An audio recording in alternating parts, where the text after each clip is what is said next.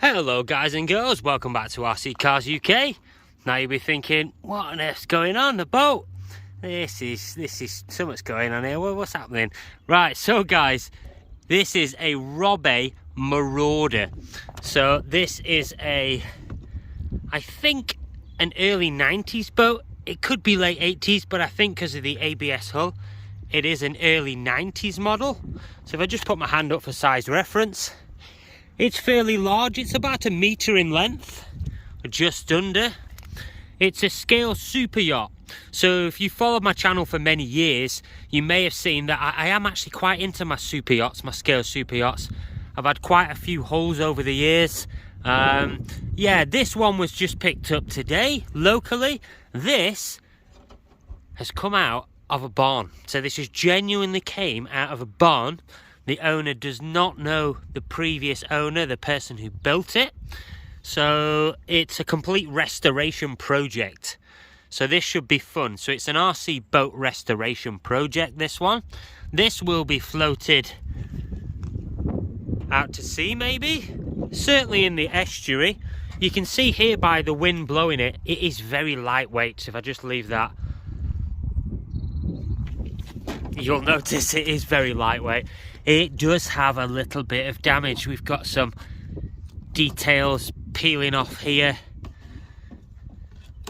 What else have we got? We've got some paint. It has suffered the age-old problem that a lot of these old boats have. So the owners see, so if you see this yellow in here, this boat is suffering what a lot of these boats had a problem with. And that was yellowing in the sun. You'll notice there's some yellow areas starting to creep through around the windows. So you'll think, right, well, the bottom's not been painted. No, it hasn't, so that's good. But the top most definitely has. So you'll probably find that this has been put on display in a windowsill somewhere. And the water, the sunlight has got to it and it's bleached the ABS like a dark yellow, a nicotine stained colour. Now that's not good, because this ABS, when it gets dry, it cracks, and when it cracks, obviously on a boat hull you don't want any cracks. So that's going to be something I'm going to have to look out for. So if we take the top off, it is hinged.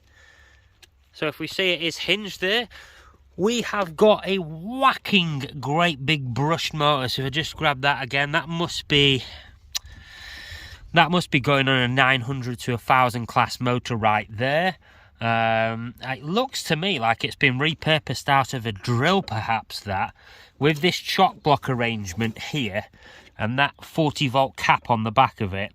I'm going to go ahead and say that this is either a Plettenberg, which it could well be a Plettenberg style motor, or it's come out of a very old drill. That is to be confirmed. We are running here on only a tiny weeny marine 15 amp brushed ESC. Right guys, so following on from the problem of the ABS plastic yellowing in the sun, what will we be wanting to check for? We'll be wanting to check for water leaks. Are we watertight? So if we have a look under there, if I shove the phone in there, we can see that this boat's been in the water for a few minutes now, and we do not have any water leakage in here. That's fantastic.